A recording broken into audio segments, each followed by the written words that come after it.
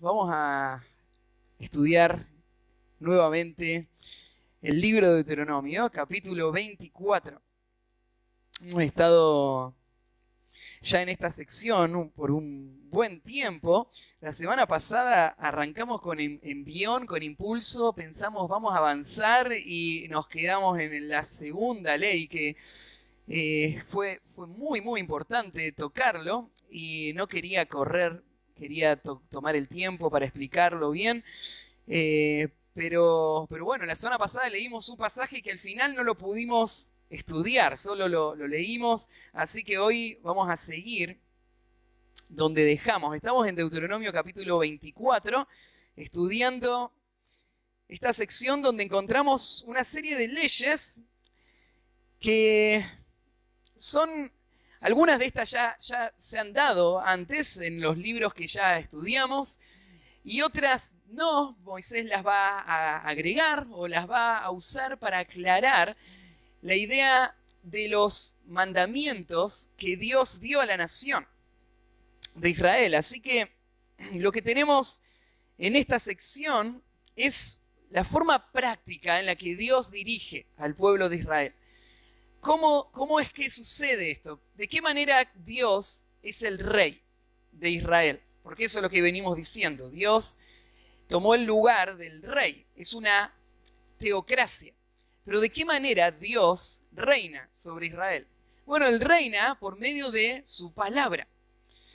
Y su palabra Él la dio por medio de un mediador, por Moisés, quien escuchó la palabra de Dios y se la dio al pueblo. Y el pueblo escuchaba lo que Moisés decía, no como ideas de Moisés, sino como las palabras de Dios.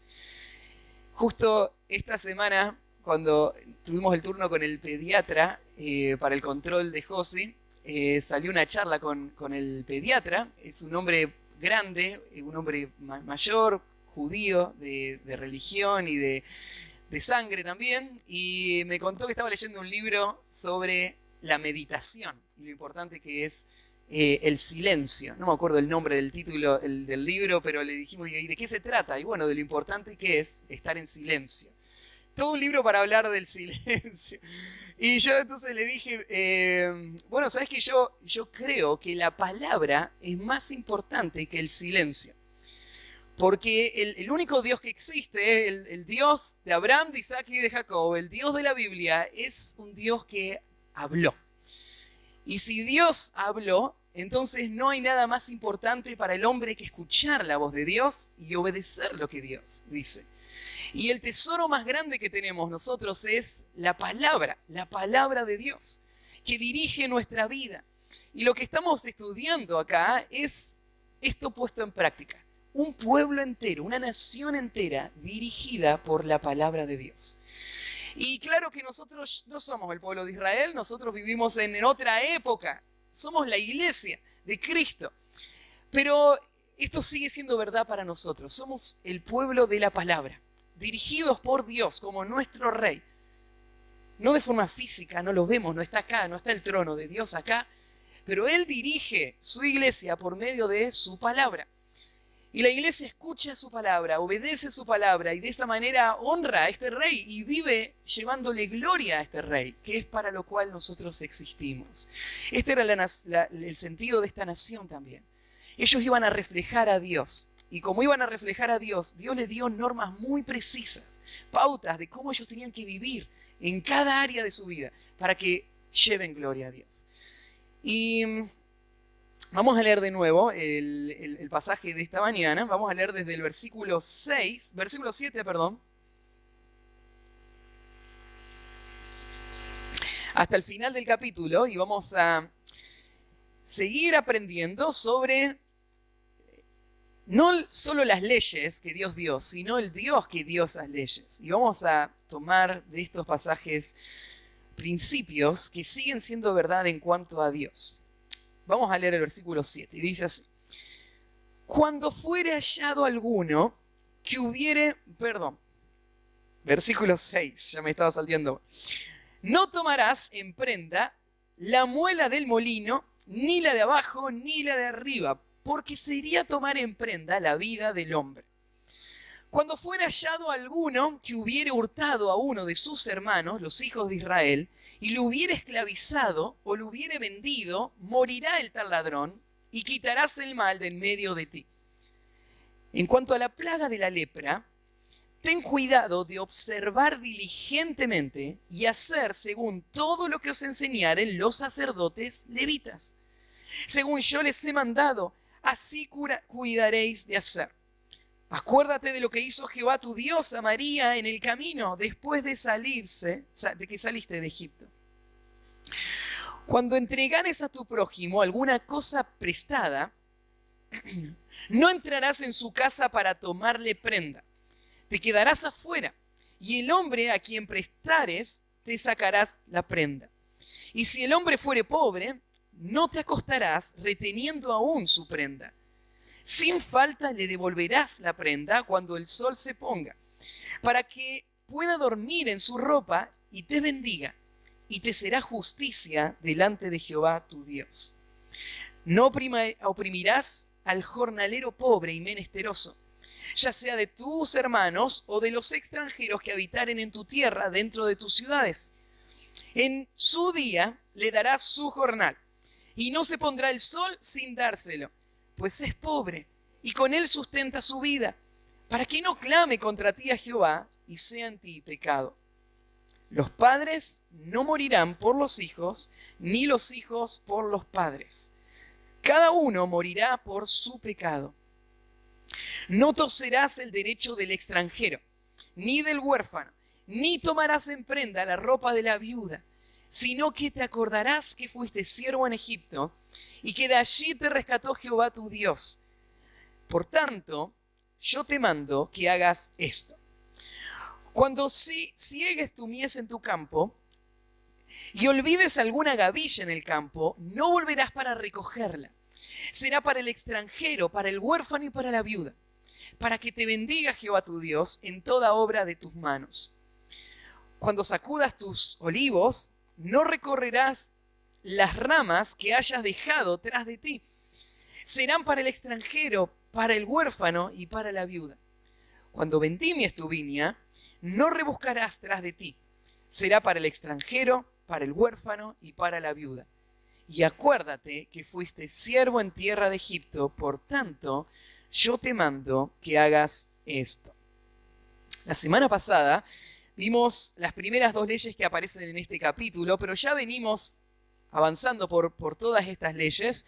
Ya vamos por la ley número 8. Y la semana pasada vimos que las dos primeras del capítulo tienen algo en común. Las dos tenían que ver con el matrimonio. La primera nos mostró lo vil que es el repudio. Y nos mostró lo bajo que puede caer el corazón del hombre. El egoísmo, cómo puede controlar una vida a tal punto que él quiera disolver esa institución sagrada. Y la que siguió la ley que aparece en el versículo 5 nos enseñó cuánto debemos cuidar el matrimonio, especialmente en la primera etapa del matrimonio, porque el Señor va a pedir cuenta por esto y el cuidado que tengamos del matrimonio es la clave para que ese matrimonio pueda florecer, crecer y llevar gloria a Dios. Eso fue el versículo 5. Así que hoy arrancamos con el versículo 6 y todas estas leyes que acabé de leer, o la mayoría de estas leyes, si podría agruparlas y decir, ¿tienen algo en común todas estas leyes? La mayoría de estas leyes son leyes que tienen que ver con el cuidado de los más vulnerables, con el cuidado de los pobres, con la compasión que Dios tiene para el desprotegido. Como dije, en realidad las leyes parecen estar no seguir un orden. Pero después de haberlas leído, tal vez te das cuenta de eso. Todas las leyes parecen tener esto en común. Y si partimos de este punto, tenemos que recordar que esto no es solo algo de estas leyes. Esto es un patrón que vemos en toda la Biblia. Dios es un Dios misericordioso y compasivo, que muestra favor para los débiles. Él es el protector de las viudas y huérfanos. Y en muchos textos Él muestra la forma en la que Él se ocupa de proveer para ellos.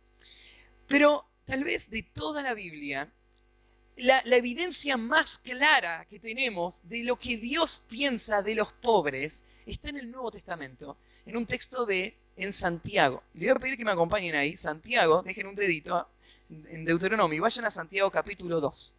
Y en Santiago capítulo 2, versículo 5,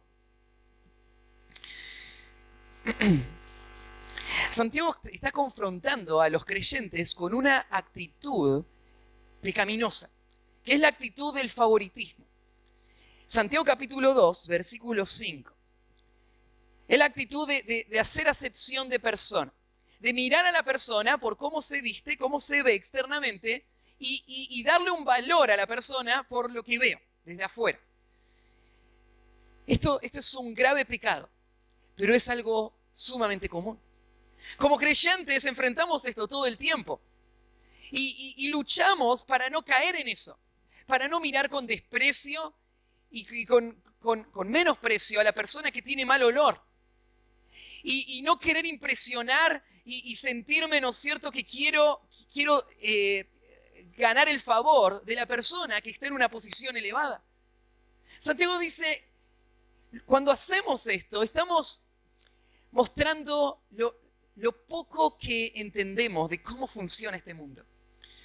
Cuando nos guiamos por la apariencia, nos olvidamos de que Dios mira las cosas muy distintas a las que nosotros las miramos. Y Santiago dice en el versículo 5 esto: hermanos míos amados, oíd, ¿no ha elegido Dios a los pobres de este mundo para que sean ricos en fe y herederos del reino que ha prometido a los que le aman? Nosotros tenemos en poco a estas personas porque en apariencia les vemos pobres. Pero Santiago dice, espera un poquito, pensalo en la perspectiva eterna. Este mundo va a pasar.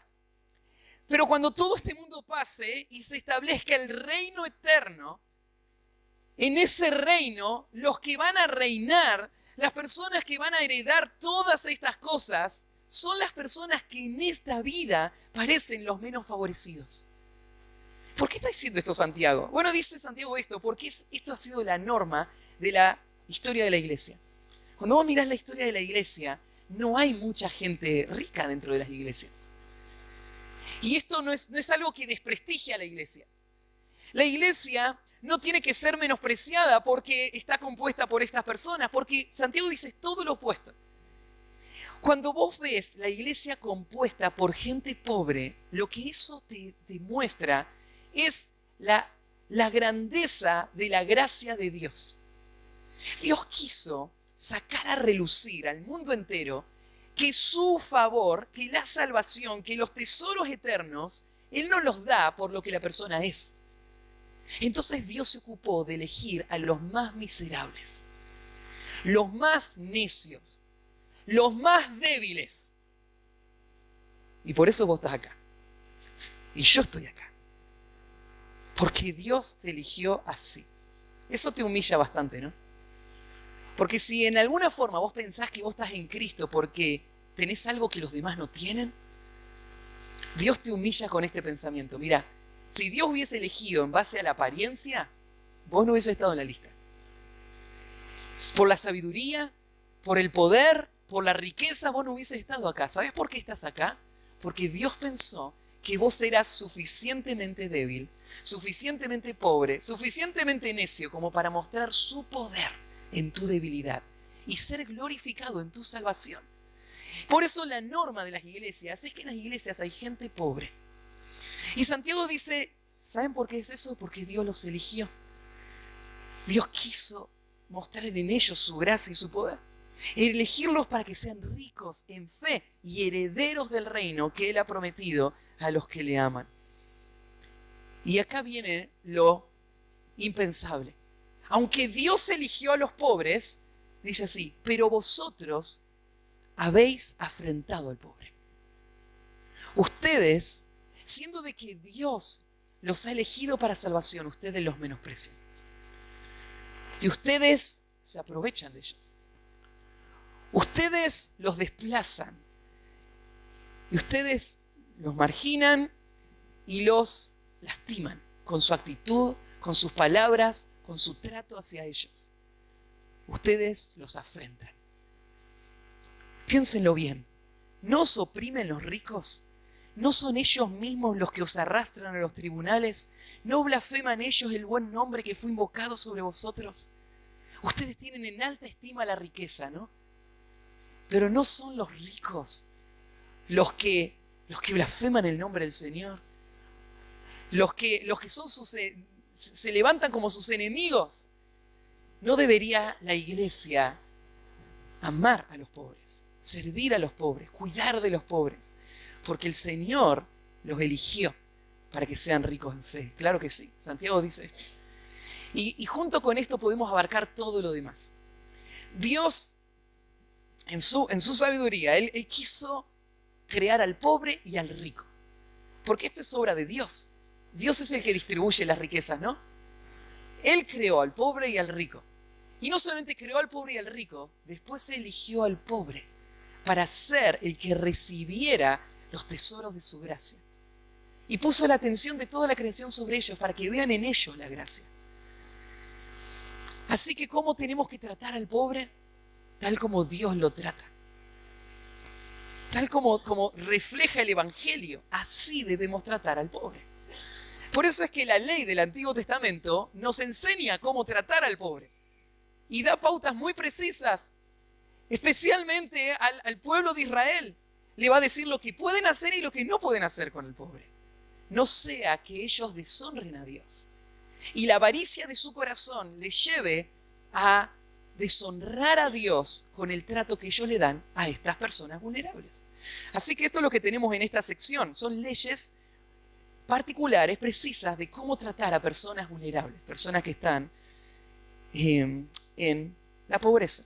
Y vamos a verlas entonces. Primera, esta es la ley número 8, si vienen ya siguiendo todo el orden de lo que venimos viendo.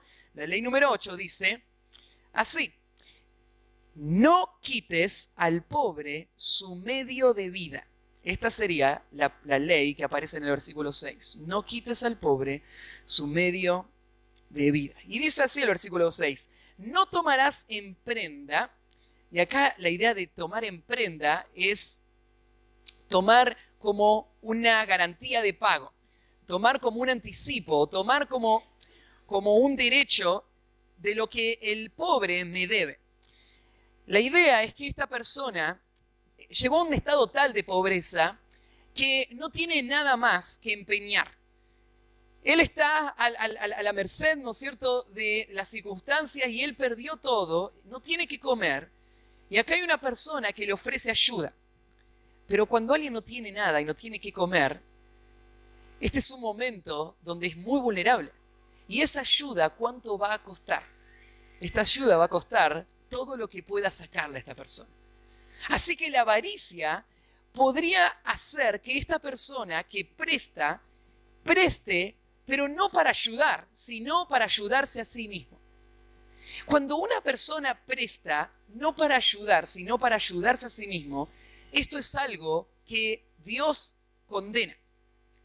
En este caso, lo que esta persona va a hacer es lo siguiente: le va a prestar, pero le va a tomar en prenda la muela del molino. La muela acá no es la que tiene en la boca, la muela es lo que muele el grano. El molino era una herramienta, probablemente acá este molino no se refiere a una máquina industrial, se refiere a una piedra casera que se usaba para moler el grano que se necesitaba para comer en casa. Entonces, estas piedras tenían un valor porque llevaba trabajo darle la forma que se requiere para que muela el grano. Entonces, la persona ya no tenía más nada y ahora viene y le dice: mira, lo único que tengo para que vos me prestes y me des algo para comer sería la muela del molino. Y entonces el prestamista diría: perfecto, dámela, esto tiene valor, toma el grano. Pero hay un problema, llega con el grano a la casa y ¿qué hace con ese grano? La muela del molino es indispensable para poder comer. La ley lo que hace es proteger a esta persona y decir: mira, uno no puede explotar al pobre hasta el extremo de desproveerle de todo su medio de vida. En una sociedad de libre comercio, donde no hay límites en la búsqueda de ganancia, ¿cómo se protege a estas personas que ya no tienen nada? Y donde los grandes terratenientes, los grandes empresarios, ahora tienen el poder para oprimir hasta sacar hasta el último gramo, ¿no es cierto? Todo el jugo posible. En la ley de Dios había un equilibrio. La ley de Dios había estimulado una sociedad donde se estimulaba la diligencia y el esfuerzo. En la ley no se permitía la pereza. Se estimulaba a que la gente trabaje para generar sus ganancias. Y hay libre comercio en el que la gente puede comprar y vender como quiera hacerlo. Pero Dios protege los intereses del pobre, cuidando de el potencial que un rico tendría de sacarle a este pobre lo único que él tiene para subsistir. Esto sería algo inmoral. ¿Por qué sería algo inmoral? Bueno, como expliqué antes, Dios no condena el préstamo, pero el préstamo solamente es válido en el sentido de ayuda. Pero pensá en esto, esta persona es pobre, no tiene nada, lo único que tiene es este molino para moler su grano. Si yo le saco el molino, entonces no le estoy prestando para ayudarle, porque le estoy sacando lo único que necesita lo que él necesita para vivir. Lo que se expondría sería la avaricia de mi corazón y la maldad de mi corazón. Y Dios entonces lo prohíbe. Entonces, parados de este lado, vos tenés que pensar así. Dios puso estas normas para su pueblo. Nosotros vivimos en una sociedad que no se rige con estas normas. Nosotros vivimos en una sociedad donde si te lo pueden cobrar, te lo van a cobrar, todo lo que te lo puedan cobrar, hasta sacarte el último centavo. No le importa si comes o no comes, lo que le importa es ganar. Pero la sociedad de Dios no funciona así. Nosotros como creyentes tenemos que pensar distinto en cuanto a la vida comercial. Por ejemplo, vos, a Betsy le encanta venir a comprar al chino conmigo. Así que nos vamos al chino, queda cerquita de casa, juntamos las cosas y ella me ayuda a levantar las cosas y cuando llegamos, ¿no es cierto? Siempre yo le explico lo mismo. Llegamos, ¿no es cierto? Y tenemos que pagar por todas estas cosas. ¿Pero qué es pagar?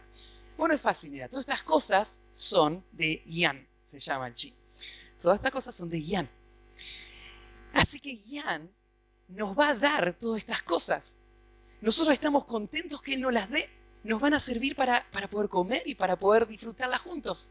Así que nosotros le vamos a dar a Yan algo que va a ser que Yan quiere. Algo que le va a servir a él para tener lo que él y su familia necesitan y lo que ellos puedan disfrutar.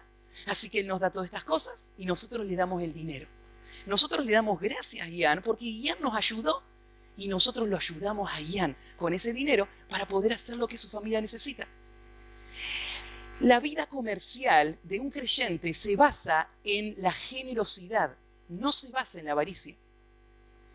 Yo me beneficio, pero me beneficio de la generosidad. Yo le doy a Yan y yo recibo de Yan. Y Dios me sostiene y me provee en base a esta generosidad. Yo no estoy buscando la forma de oprimir lo más posible para poder tener lo más posible. Yo lo que estoy pensando es de qué manera puedo beneficiar a otro. Y de esa manera Dios proveer para mí. Esa es la forma en la que la economía debería funcionar en la mente de un creyente. Él no está aprovechándose del otro. Él está sirviendo al otro. Y el Señor le provee a través de ese servicio. Pero acá se rompe ese sistema cuando uno hace justamente esto. Deja de servir al otro. Lo que hace es aprovecharse del otro, sacándole su fuente de alimento. Ahora, quiero decirles algo. Ustedes no viven en una sociedad tan ideal como la que acabo de escribir. Porque aunque eso sería la forma en la que tiene que pensar un hijo de Dios, no es la forma en la que piensa el mundo. Y como el mundo no piensa así, entonces vos tenés que tener cuidado de los depredadores. Tenés que tener cuidado de las personas que estarían dispuestas a sacarte todo. Esto es lo que dice Proverbios capítulo 22, versículo 27. Mirá, Proverbios 22, 17 dice así. Bueno, está hablando de estos préstamos y plantea esta situación. Si no tuvieras para pagar, ¿por qué han de quitar tu cama de debajo de ti? Está planteando la situación de una persona que no tiene para pagar y que el otro no va a dudar en sacarle todo. Te va a sacar hasta tu cama de debajo de ti. Te va a sacar todo lo que tenés. El creyente tiene que saber que vive en un entorno así. Y tiene que cuidar sus decisiones económicas. Porque si no cuida sus decisiones económicas, el sistema está armado para poder sacarte todo. Para que tu familia pierda todo lo que tiene. Y vos ya no puedas suplir las necesidades básicas de tu familia. Así que esta es la ley que Dios les dio. No quites al pobre su medio de vida. La próxima, el versículo 7, dice así. Cuando fuere hallado alguno que hubiere hurtado a uno de sus hermanos, los hijos de Israel, y lo hubiere esclavizado o lo hubiere vendido, morirá el tal ladrón y quitarás el mal de en medio de ti. Bueno, esta ley, yo la resumí con esto. No quitarás al pobre su derecho a la libertad. No quitarás al pobre su derecho a la libertad. Este es otro principio que estaba en la vida del pueblo de Israel. Y parece ser que este tema del secuestro no es algo de nuestro tiempo solamente. El mundo antiguo padeció esto también, constantemente. Todas las leyes, por ejemplo, las leyes de Mesopotamia, en el Código de Hammurabi, las leyes de los hititas, del imperio hitita, esta serie de leyes contenían leyes relacionadas con el secuestro. Parece ser que el secuestro pasaba y pasaba bastante seguido. En la Biblia tenemos ejemplos de secuestros. ¿Te acordás José? José, sus hermanos le tenían envidia y planean matarlo. Y lo agarran y lo tiran a un pozo y uno de los hermanos tiene esta brillante idea. ¿Por qué matarlo cuando podemos sacar algo de plata de este asunto, no? Vendámoslo. Y planean venderlo y justo en ese momento aparece a lo lejos un grupo de madianitas. Y planean vender a una persona, a su hermano, y los madianitas comprarlo, sin hacer preguntas. Lo compran para llevarlo y venderlo como esclavo. Lo que está pasando acá es la versión antigua de la trata de personas, ¿sí? Donde una persona es privada de su libertad por una circunstancia más allá de su capacidad, él no la puede enfrentar, y hay muchos que participan. Está el que lo agarró, el que lo tiró al pozo, el que lo vendió, y está el que lo compró, y lo usó, y lo vendió, y está el que lo compró sabiendo de que lo habían vendido de esta manera, y todo esto es todo el circuito que requiere que personas se vendan. Este tema del secuestro viene de mucho tiempo atrás. Bueno, para Dios esto es algo inaceptable, es algo horrible. Porque este mandamiento está basado en el valor que Dios le da a la vida. ¿Cómo lo sabemos? Bueno, es que ¿se dieron cuenta cuál es la pena por secuestrar a alguien? La pena en aquel tiempo, en la ley, era la muerte. ¿Por qué mataban al secuestrador? Porque secuestrar a esta persona o quitarle la libertad a esta persona es tomado como quitarle la vida a esta persona. Y Dios valora la vida. No es un objeto esta persona. Él fue hecho a imagen de Dios y el valor que esta persona tiene hace que cualquiera que toma a esta persona ahora está metiéndose con la imagen de Dios y va a pagar con su vida. Por eso es que es tan serio. Bueno, esto ha sido algo que el mundo ha vivido en muchos momentos, de muchas maneras. Y todas las formas en las que esta forma de secuestro ha sucedido, el pueblo de Dios tiene que claramente hablar en contra de esto, rechazarlo, reconocer lo vil que es esto. Partiendo, por ejemplo, desde tal vez la imagen más moderna y reciente que tenemos, podemos pensar en esos esclavos que eran secuestrados de África y traídos en esos barcos a América y los ponían a trabajar en los campos de cultivo. Y les digo, hay Es una página oscura de la historia de Estados Unidos. Porque dentro de ese ámbito donde había creyentes que vivían en ese contexto y que lo permitieron, lo avalaron, lo abrazaron.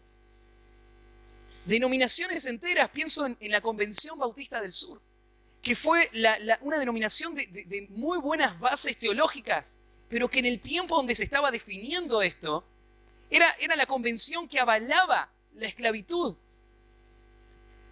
Y años más adelante hubo líderes de esta convención que escribieron un pedido de perdón general. En nombre de toda la Convención Bautista del Sur, pidieron perdón a la humanidad entera por estas atrocidades que hicieron durante este tiempo. Pero la confusión que había y que hubo durante esta época llevó a creyentes a no ver con claridad este principio. Y justificaban la esclavitud diciendo, bueno, pero Dios en Génesis capítulo 9 dio una maldición a todos los hijos de Cam. Y de los hijos de Cam nacieron los africanos. Ellos están bajo la maldición de Dios, por eso está bien esclavizarlos. Y usando textos totalmente fuera de contexto y ni siquiera bien leídos, porque Dios no maldijo a Cam, Dios maldijo a Canaán.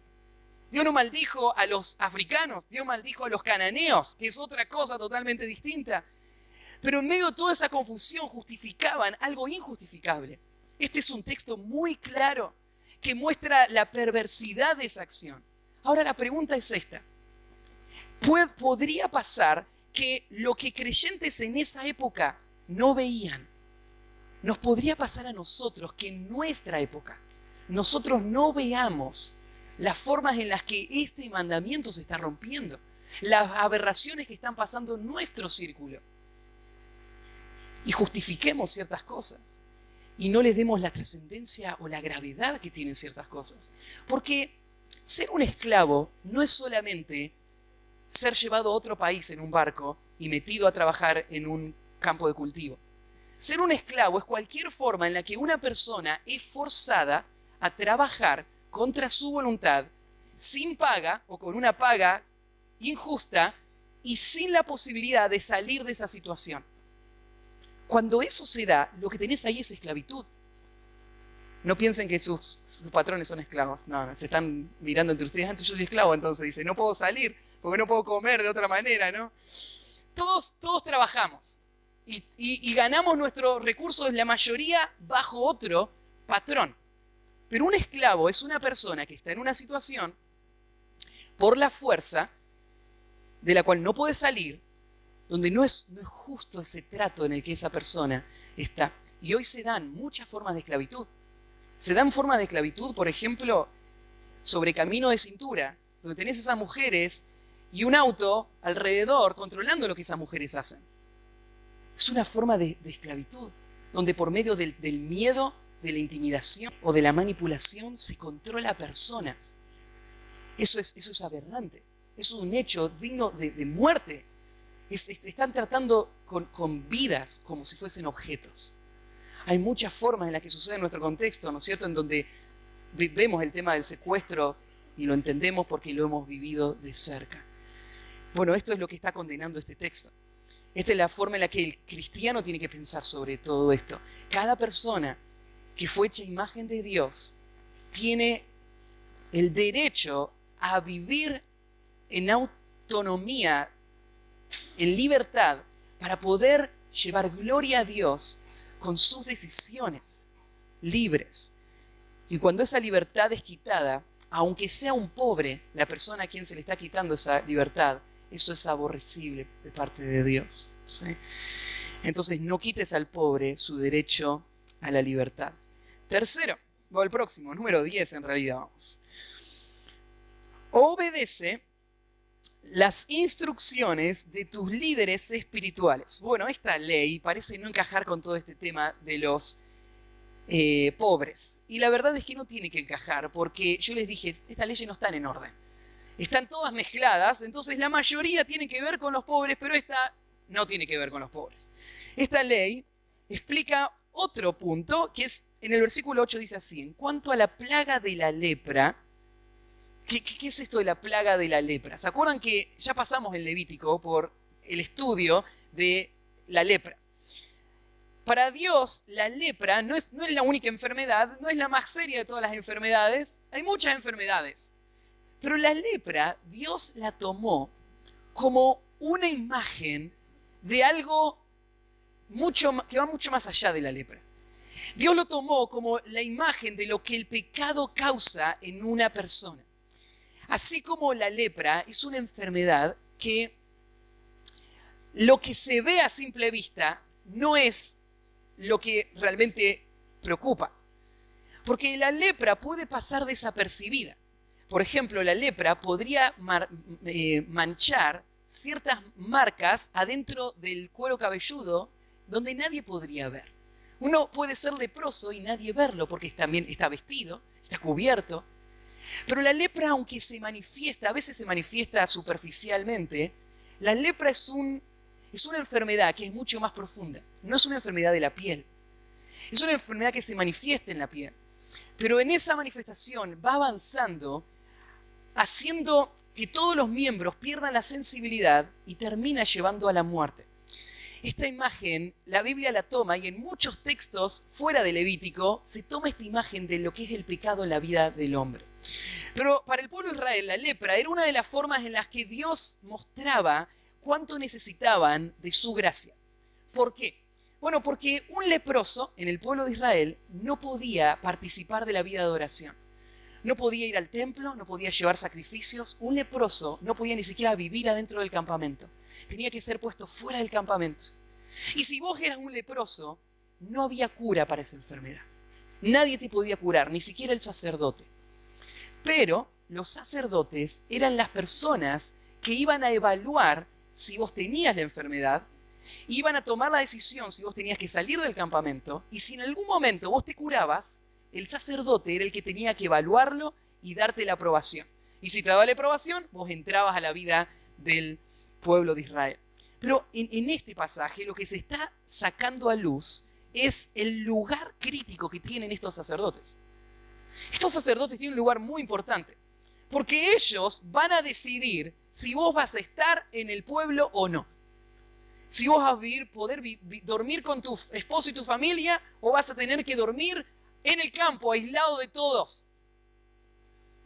Ellos van a tener una decisión muy importante.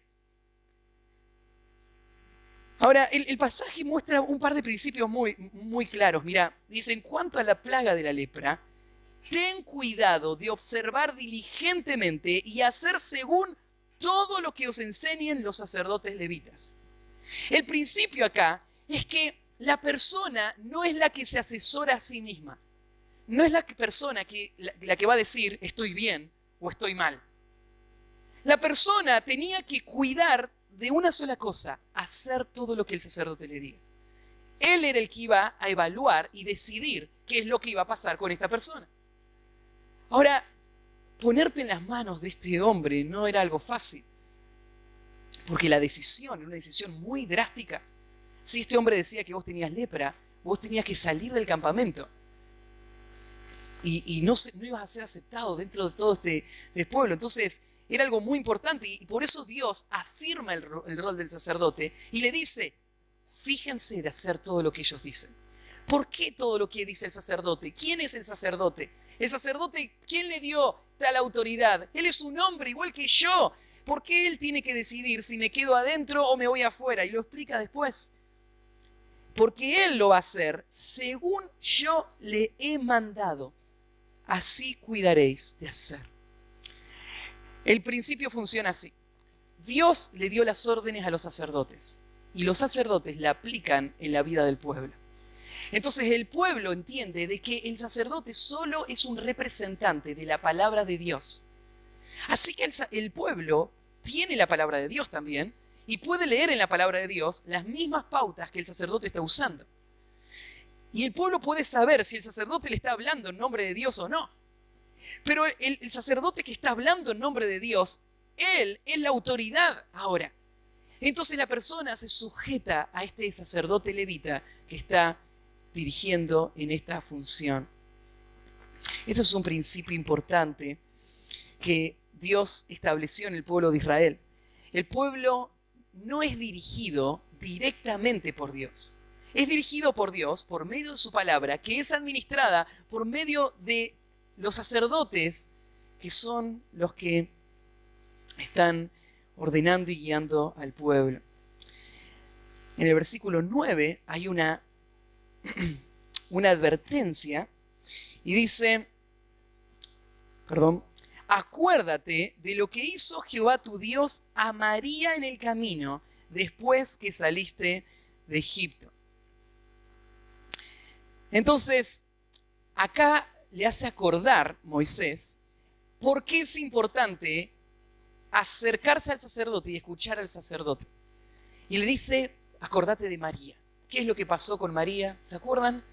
Un día María y Aarón decidieron de que ellos también tenían que ser líderes en la nación de Israel. Y ellos dijeron, ¿por qué Moisés tiene que ser el líder? ¿Por qué nosotros no? Si Moisés y nosotros somos de la misma familia, somos hermanos, juntos salimos de Egipto, todos estuvimos en todo lo que Dios hizo, así que ¿por qué Moisés tiene que ser el líder? Nosotros también somos líderes. Y empezaron a murmurar contra Moisés. Y lo que Dios hizo fue, en resumidas cuentas, lo que hizo fue que María contrajese lepra en ese momento. Y le dijo que la única forma de curarse es ahora que Moisés ore por ella. Y de esta manera iba a ver María por qué Moisés es el líder. Moisés no es el líder por ser el más inteligente de los hermanos, no es el líder por ser el más capaz, no es el líder porque estaba primero, es el líder porque Dios lo puso como líder. Y la función, ¿no es cierto?, de Moisés no depende de él, depende de Dios que se la dio y que la protege. Así que ahora Dios la protege frente a María. Moisés no tiene que protegerse. Y ahora María contrajo lepra por esa rebelión. Al final Moisés ora y María es sanada. Y está un tiempo afuera del campamento, como lo había dicho la ley, y después entra y Moisés es el que le da la aprobación para que entre, tal como Dios lo había designado. Entonces Moisés les recuerda esto para que ellos no se pongan en contra de Dios al ponerse en contra de sus líderes. Así que bueno, este sería el principio. Aún el Señor Jesús honró este principio. ¿Se acuerdan cuando Jesús sanó a leprosos? Varias veces en su ministerio Él sanó leprosos. Cada vez que Él sanó leprosos, les decía estas palabras: vayan y muéstrense al sacerdote tal como lo dice la ley, para testimonio a ellos. Claro, porque cuando llegaba un leproso y decía, estoy curado, y el sacerdote lo tenía que evaluar, ahora la pregunta era, ¿cómo te curaste? Y él iba a contar, Jesús me curó. Iba a ser un testimonio de los sacerdotes, que no veían gente curarse de la lepra, nunca. No hay un solo registro de gente curada de lepra en toda la Biblia, a no ser la gente que sobrenaturalmente fueron curadas por el poder de Dios. Así que iba a ser un testimonio para ellos, que nunca vieron a nadie curarse y ahora vieron leprosos curados. Entonces Jesús respaldó esto. Jesús respaldó el ministerio de estos sacerdotes en su tiempo. Próximo principio, versículo 10. Entonces, obedece las instrucciones de tus líderes espirituales. El próximo principio es, respeta las posesiones del hermano y sé misericordioso. Mira el versículo 10. Cuando entregues a tu prójimo alguna cosa prestada, no entrarás en su casa para tomarle prenda. Esta ley lo que prohíbe es que un patotero se meta en la casa de otro porque cree tener el derecho de hacerlo. La casa, o sea, el lugar donde vive una familia, es un lugar que debe ser visto como una fortaleza, un lugar de protección, el lugar donde esa familia es cuidada, sostenida y donde se desarrolla. Y por eso Dios va a proteger la casa. Dios no solamente protege la casa de los ricos pueden proteger sus casas bastante bien, ¿no? Ellos ponen alarmas, ponen perros que están corriendo alrededor Pero el pobre puede ser maltratado y Dios lo que hace es proteger al pobre diciendo, nadie va a entrar a su casa. Su casa es un lugar sagrado. Él va a entrar. Si él te debe algo, él va a entrar, va a buscar y te lo va a traer afuera. Pero vos no vas a entrar por la fuerza a la casa de ellos. De esta manera, Dios está poniendo esta muralla de protección invisible en la ley que guarda la casa. Nadie entra a la casa de otro por la fuerza. No entras a robar, no entras a sacar lo que crees que es tuyo, no entras de ninguna manera, ¿no es cierto? Y cada dueño de casa tiene la responsabilidad de cuidar su casa, de cuidar ese entorno, que es un lugar que Dios diseñó para estar protegido. Y por eso no van a entrar a buscar nada que sea de ustedes. Y sigue la ley, no entrarás en su casa para tomarle prenda. Te quedarás afuera y el hombre a quien prestares te sacará la prenda. La casa es su casa, nadie entra. Y si el hombre fuere pobre, no te acostarás reteniendo aún su prenda. Y acá da otro principio que está acompañándolo. Si vos fuiste a buscarlo, lo amenazaste y él te dio, pero lo que él te dio es algo que él necesita para abrigarse, no lo vas a tener en tu casa esa noche. Vas a llevárselo porque él lo necesita. Sin falta lo devolverás la prenda cuando el sol se ponga para que pueda dormir en su ropa y te bendiga y te será justicia delante de Jehová tu Dios. Esa última frase es una frase muy importante. Este tema de la justicia es un tema muy importante en toda la Biblia. En el Nuevo Testamento tenemos muchos pasajes, especialmente todo el libro de Romanos, que nos enseña muchísimo en cuanto a lo que es la justicia. La justicia es lo que Dios demanda para la relación con Él. Pero hay un problema, no hay justo ni aun uno. Nadie es justo. Entonces, ¿cómo es que hace el hombre para tener comunión con Dios? Bueno, lo puede hacer porque Dios otorga justicia al hombre por medio de la fe. Por medio de la fe, Dios justifica al impío. Esta doctrina no es algo del Nuevo Testamento, ya estaba en el Antiguo Testamento. En Génesis capítulo 15 se dice que Abraham creyó a Dios y le fue contado por justicia. El Antiguo Testamento ya enseña esto. La justicia que satisface a Dios no es la justicia de la obediencia de la ley. La justicia que satisface a Dios es la justicia que Dios da a aquel que cree. Fue la gran piedra de tropiezo para Israel. Israel pensaba que iba a agradar a Dios haciendo lo que Dios le decía. Pero justamente era lo opuesto. Dios le dijo que haga todo esto para que ellos se den cuenta que no podían hacerlo y entonces creyeran en la gracia de Dios que les salvaba y fueran salvos por medio de la fe. Pero Israel tropezó en esa piedra. Israel no entendió este concepto de la justicia. Pero estaba ahí, en el Antiguo Testamento, en Génesis 15, dice que la justicia viene por medio de la fe. El que cree es justificado y es salvo por medio de la fe. Pero en este pasaje parece algo que parece un poco confuso. Porque lo que dice este pasaje es esto. Cuando vos cuides los intereses de tu prójimo y los sirvas a él, eso va a servir para tu justicia. Dios te va a bendecir y va a servir para tu justicia. Pues es entonces el Antiguo Testamento lo que enseña es la justicia por medio del mérito. Es que cuando yo hago cierta cosa, soy justificado delante de Dios. Pero Génesis 15 y Deuteronomio 24 no están en oposición. Son dos caras de la misma moneda. Es la misma diferencia que hay entre Santiago capítulo 2 y Romanos capítulo 3 y todo el libro de Romanos. La diferencia es esta. Cuando uno cree en el Evangelio, en ese momento Dios da justicia. Justicia real, pero es justicia posicional.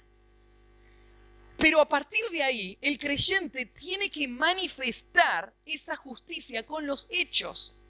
Yo no puedo decir, soy justo delante de Dios y entregarme a una vida injusta, de injusticia, de pecado. No. si yo soy justo, si yo fui justificado, ahora esa justificación se va a ver en los hechos. Y esto es de lo que está hablando en el capítulo 24. Tu justicia se ve en cómo tratás a los pobres. Esto es lo mismo que dice el Nuevo Testamento. Lo dice Juan, por ejemplo, en Primera de Juan. Que tu salvación se ve el día que vos ves a un necesitado. Cuando vos ves a una persona en necesidad, ahí se ve si hay amor o no. Ahí se ve si sos de Cristo o no. O sea, vos no vas a ser salvo por dar a los pobres. Pero la justicia de Dios se manifiesta en el cuidado de los pobres. Eso es lo que enseña este pasaje también. Eso va a ser tu justicia. Eso va a ser tu expresión de justicia. Eso va a ser tu testimonio de justicia, y tus actos de justicia van a ser el cuidado simple, constante de la gente vulnerable. Entonces, respeta las posesiones del hermano. Este es un concepto que está en todo el Antiguo Testamento. En Daniel, capítulo 4, hay otro pasaje un poco confuso. ¿Se acuerdan? Nabucodonosor era el rey de Babilonia. Y Dios se le apareció, Dios le dio un sueño, una visión a Nabucodonosor muy perturbadora. Y fue a preguntarle a Daniel, y Daniel se le interpretó. La interpretación no era muy alentadora, no era muy buena. Porque la visión mostraba que Dios estaba a punto de traer un juicio sobre Nabucodonosor. Por 7 años, él iba a comer pasto con todos los animales. Pero después Dios lo iba a restaurar. Y cuando Daniel le cuenta y le dice lo que Dios está a punto de hacer con Nabucodonosor, por la soberbia de su corazón, Dios lo va a humillar de esta manera, Nabucodonosor le pregunta, ¿y qué puedo hacer? Y Daniel le dice estas palabras: por tanto, oh rey, acepta mi consejo. Tus pecados redime con justicia, y tus iniquidades haciendo misericordia con los oprimidos, pues tal vez será eso una prolongación de tu tranquilidad. Ahora, pero un poquito. ¿Qué es esto? Daniel es un profeta de Dios. Él entiende la teología bíblica. Y Daniel le está diciendo a Nabucodonosor que lo que él tiene que hacer es hacer buenas obras para tener más justicia y que Dios no lo castigue. Daniel piensa que la justicia es una cuestión de mérito. De ninguna manera. Entonces, ¿qué está diciendo Daniel? Daniel está diciendo lo mismo que Deuteronomio 24. Está diciendo, Nabucodonosor lo que tiene es que arrepentirse. Pero ese arrepentimiento y esa justicia se tiene que hacer visible en hechos prácticos. Así que, Nabucodonosor, ¿sabes lo que tenés que hacer? Es lo que Jesús le dijo al joven rico. Vende todo lo que tienes, dalo a los pobres y sígueme. Algo así le estaba diciendo Daniel a Nabucodonosor. Le estaba diciendo, hacé los actos de justicia. Eso es lo que te va a traer salvación. Pero no es porque el acto de justicia, para el joven rico, vender todas sus cosas y darlo a los pobres, no le iba a hacer salvo. Pero lo que hacía era exponer su necesidad de la gracia. Y la justicia verdadera haría eso. Una persona que es salva podría y haría eso. Estaría dispuesta a vender todo lo que tiene, darlo a los pobres y seguir a Cristo. Porque si alguno no aborrece todo lo que posee, no puede ser el discípulo del Señor.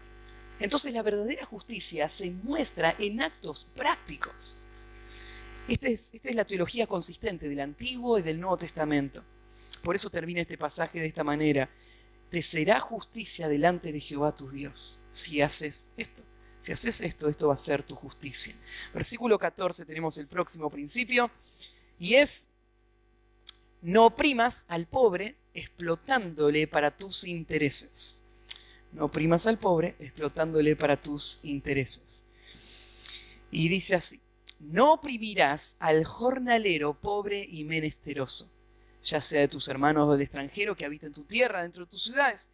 En su día le darás su jornal. En el mundo antiguo no se pagaba el mes de trabajo, se pagaba el día de trabajo.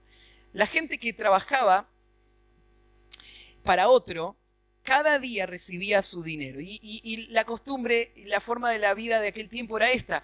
Vos cobrabas y ahí mismo volvías para tu casa y de camino a casa pasabas y comprabas lo que se necesitaba para ese día. Y cada día vos tenías lo que necesitabas porque habías trabajado. Y trabajabas, cobrabas, comprabas y comías. Vos decís, bueno, parece que estamos llegando a ese punto hoy también, ¿no? Donde no hay margen, ¿no es cierto? Donde vos trabajás para comer ese día. En el mundo antiguo esta era la norma, se vivía así. Entonces, no darle el dinero a esta persona era dejarlo sin comer ese día. ¿Por qué no le daría el dinero? Bueno, podría ser que no le daría el dinero por especulación. Capaz que hay otra cosa que yo quiero hacer con el dinero. Y él necesita el trabajo, así que si no le pago hoy, le puedo dar alguna excusa. Igual mañana va a venir a trabajar. Y este dinero yo lo puedo usar hoy para otra cosa. O por negligencia. Como para mí no es importante, yo estoy pensando en mi negocio, no estoy pensando si él come o no come, yo estoy pensando en mi negocio, entonces me olvidé de darle el dinero. Ese acto de negligencia lo que hace es que esta persona ahora no tenga para comer. Entonces lo que Dios está haciendo es poniendo al patrón la responsabilidad de velar por que su empleado coma todos los días, porque su empleado tenga lo que necesita, porque no es una cuestión de usarlo para mis proyectos. Es una cuestión, como dijimos antes, de servicio. Y yo lo estoy contratando y él me va a ayudar, pero yo lo voy a ayudar a él, yo voy a estar pensando en él, voy a estar pensando en sus intereses.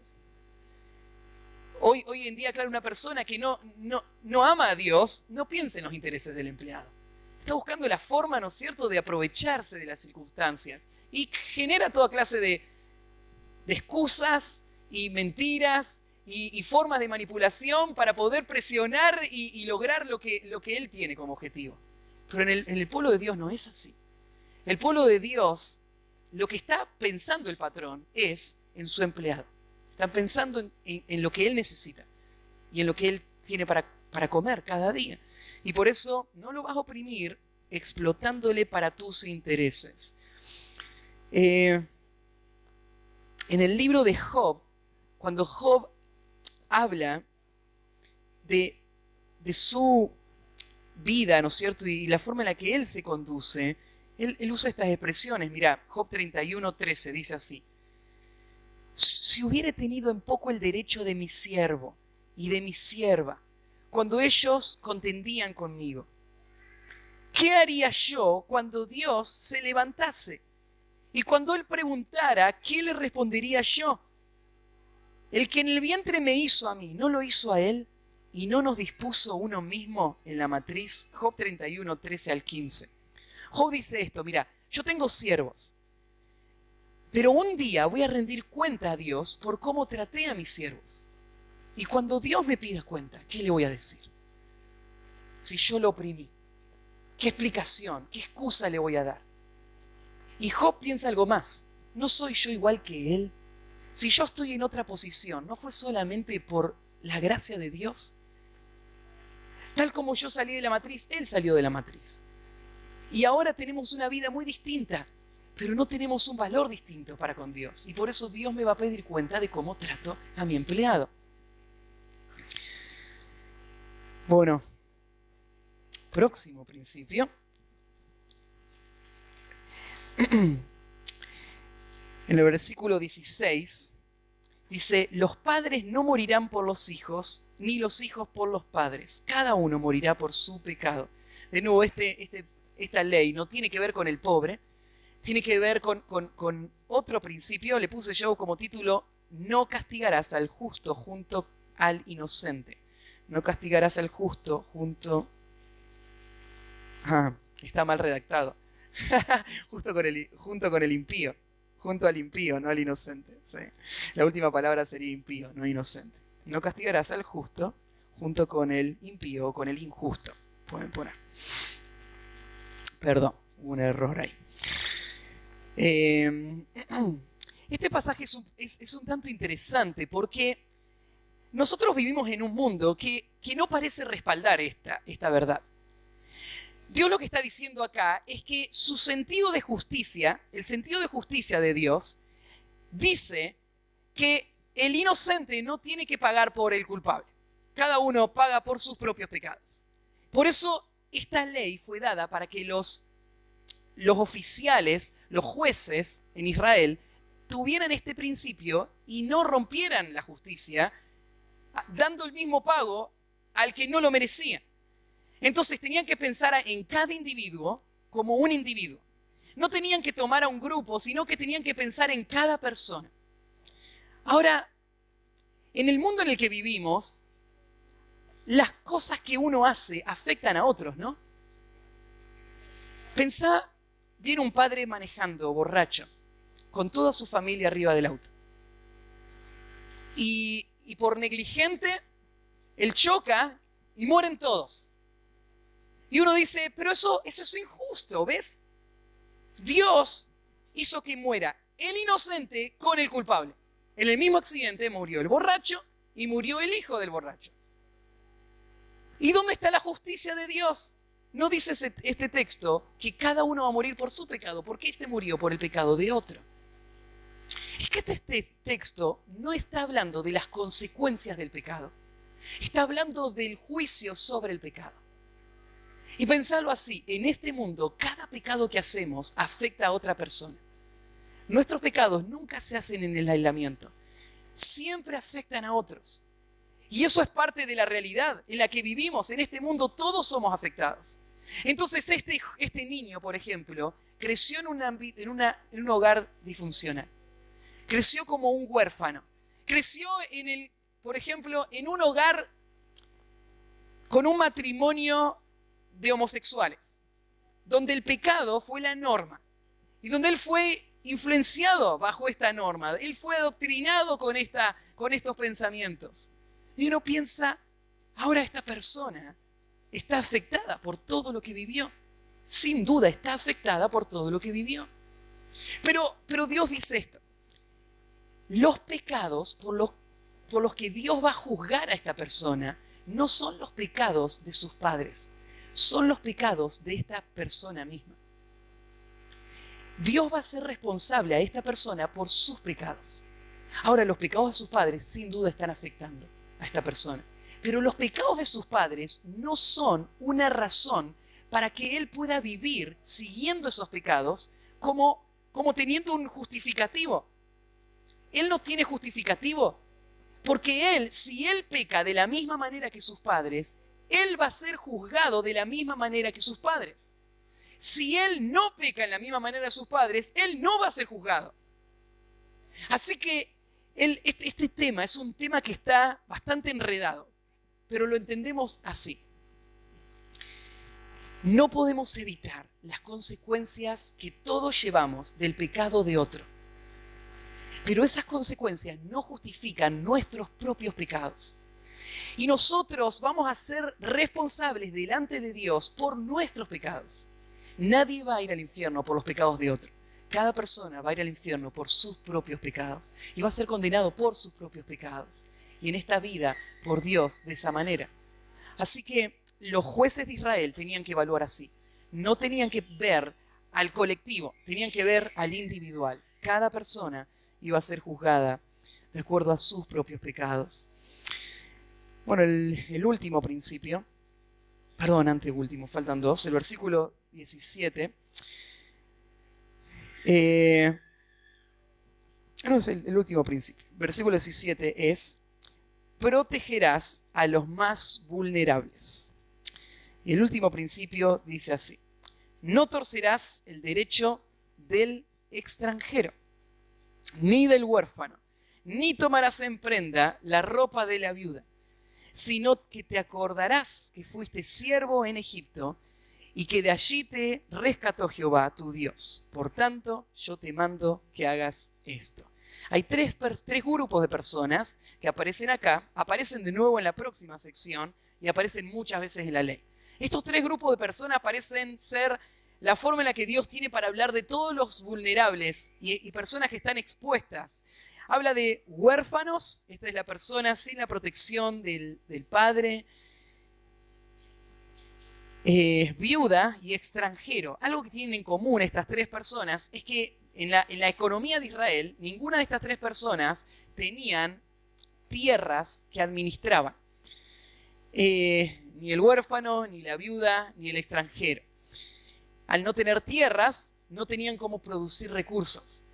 Por lo tanto, vivían de la limosna, de la caridad del pueblo de Israel. Y por lo tanto estas personas eran vulnerables y estaban expuestas. Y la ley es: no torcerás el derecho de estas personas. No vas a aprovecharte de su vulnerabilidad, sino que, versículo 18, lo que agrega es: te acordarás que fuiste siervo en Egipto. Lo que Dios le está haciendo acordar al pueblo de Israel es que la razón por la que no oprimimos es porque nosotros no somos distintos a ellos. Hoy estamos en otra condición, pero estamos en otra condición solo por la gracia de Dios. Vos también fuiste extranjero, vos también estuviste desprotegido y la gracia de Dios se mostró en tu vida. Entonces, si vos experimentaste la gracia de Dios, de esa manera tenés que ver a los vulnerables, de esa manera tenés que ver a los débiles. Termino con un pasaje del Nuevo Testamento. En Tito capítulo 3, versículo 1, si pueden abrir ahí, cerramos con este último texto. Tito 3, 1. Pablo usa este mismo argumento. Pablo va a hablar de que la razón por la que nosotros tenemos misericordia de otro es por recordar lo que nosotros éramos. Esto es un ejercicio muy importante en la vida cristiana. Esta es la razón por la que muchas veces somos impacientes con otros. Es porque no nos acordamos de la paciencia que Dios tuvo con nosotros. La razón por la que nosotros despreciamos y menospreciamos a otros es porque no recordamos la forma en la que Dios tuvo misericordia en nuestra bajeza. Y por eso Pablo acá en Tito 3.1 dice así: recuérdales que se sujeten a los gobernantes y autoridades, que obedezcan, que estén dispuestos a toda buena obra, que a nadie difamen, que no sean pendencieros, sino amables, mostrando toda mansedumbre para con todos los hombres. La disposición del creyente es la de uno que no se muestra demandante, agresivo, superior, sino manso, siervo de todos los hombres, en todas las condiciones. ¿Y qué es lo que mueve esto? Mira el versículo 3. Porque nosotros también éramos en otro tiempo insensatos, rebeldes, extraviados, esclavos de concupiscencia y de deleites, viviendo en toda malicia y envidia, aborrecibles y aborreciéndonos los unos a los otros. Pensá en esto. Vos mirás con desprecio a cierta persona y vos la mirás, ¿no es cierto?, diciendo: qué terrible, mirá lo que hace esa persona. No puedo creer que otra vez esté en la misma situación. Qué terca que es esta persona, qué cabeza dura que es, ¿no es cierto? Y vos te agarrás la cabeza de todo esto. ¿Y sabes lo que te dice Pablo? Bueno, acordate. Vos en otro tiempo, y mirá la listita que te pone acá, eras insensato, rebelde, extraviado, esclavo de tus concupiscencias y deleites, viviendo en malicia, envidia, aborrecible eras. Y aborreciéndonos unos a otros. En esa condición estabas vos. Pero cuando se manifestó la bondad de Dios nuestro Salvador y su amor para con nosotros, para los hombres, nos salvó, no por obras de justicia que nosotros hubiéramos hecho, sino por su misericordia, por el lavamiento de la regeneración y por la renovación del Espíritu Santo, el cual derramó en nosotros abundantemente por Jesucristo nuestro Salvador, para que, justificados por su gracia, viniésemos a ser herederos conforme a la esperanza de la vida eterna. Ese es nuestro Dios. Es un Dios compasivo, que te miró a vos, que me miró a mí, y que ahora te dice que vos mires a los demás con esos mismos ojos y que lo representes a Él con esa misma compasión. Bueno, vamos a orar. Terminamos. ¿Sí? Oramos. Padre, necesitamos estas exhortaciones tuyas porque nuestro corazón olvida fácilmente cuánto amor, cuánta gracia tú nos mostraste a nosotros.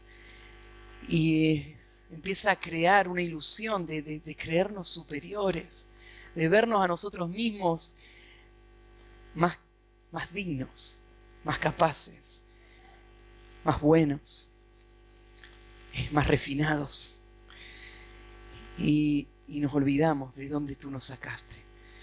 Y Señor, te pedimos que nos ayudes a ser fieles reflejos de tu amor y tu gracia para con los débiles y pobres, porque esos somos nosotros. De otra manera no estaríamos acá, no estaríamos en Cristo. Te agradecemos por ser un Dios misericordioso y compasivo. Y te rogamos que forjes esto en nuestro corazón. Que la justicia que tú pusiste en nuestra vida se manifieste en actos de justicia.